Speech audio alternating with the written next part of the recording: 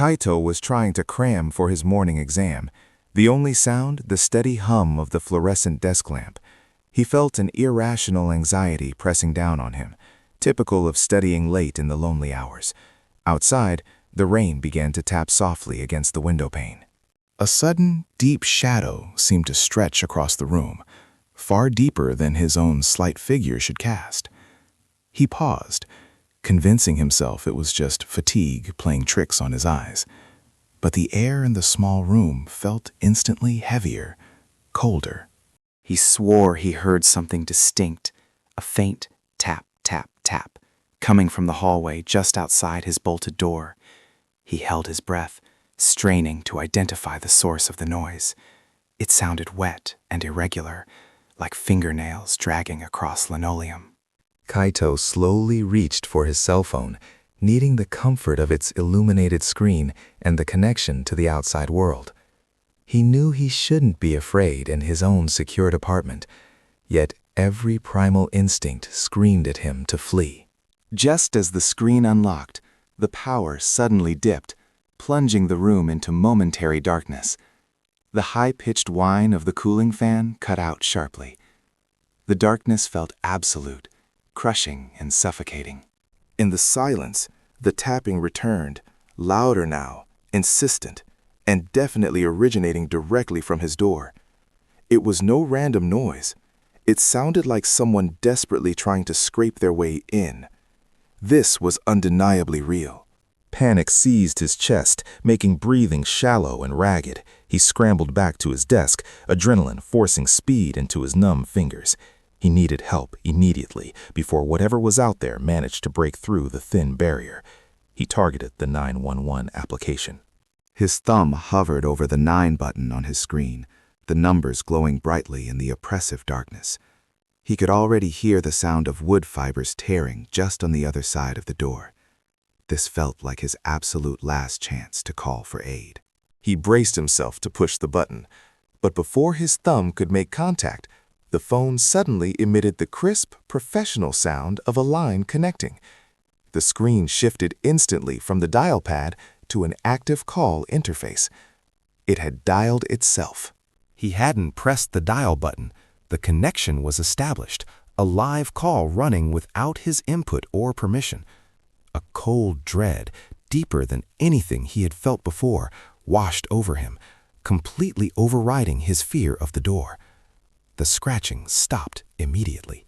Then a voice spoke, low and smooth, cutting through the silence of the room like silk wrapped around ice. It wasn't the hairy dispatcher he expected, but a calm, feminine tone, unsettlingly pleasant.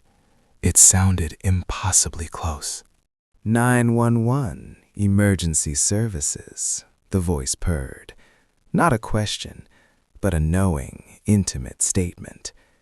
We've been waiting for you to call, Kaito. The casual, immediate use of his name made the blood freeze instantly in his veins. Kaito couldn't utter a sound, trapped between the voice on the line and the residual terror from the door. The voice continued, a hint of amused mockery present in the tone. Don't worry about the door. That's just a small distraction, isn't it? Driven by sudden, frantic paranoia, Kaito whipped his head around, searching the small room for the source of the voice or any intruder hiding within. He felt intensely watched, intimately analyzed. The room now felt entirely like a cage, shrinking around him. You won't find us hiding in the closet, silly boy. The voice chuckled softly, the sound slightly distorted, like static filtered through water. We're right here, holding the phone, listening to your every gasp. The phone was the source. Realizing the phone itself was compromised, a receiver for something already present, Kaito hurled the device across the room with all his strength. He was desperate to break the connection and the terrifying spell it held over him. He had to escape this space. As the phone shattered loudly against the plaster, the voice didn't stop or stutter. It now seemed to emanate directly from the very air, vibrating in the molecules around him. The true connection hadn't been to the device at all. It was everywhere. Kaito tried desperately to yank the old window open, but the frame was swollen and stuck fast, refusing to budge. At that same moment, the door behind him shuddered violently, giving way with a sickening, splintering crunch. The noise was deafening and final. It's too late now, Kaito. We already have all your data. He felt a cold breath on his neck. And all your fears. The next morning, the police found the room empty, except for a perfectly fine desk lamp and a broken cell phone still glowing faintly on the floor. The missing person report simply stated that Kaito had vanished without a trace, leaving no struggle. The only strange evidence was the lingering smell of ozone and wet earth in the air.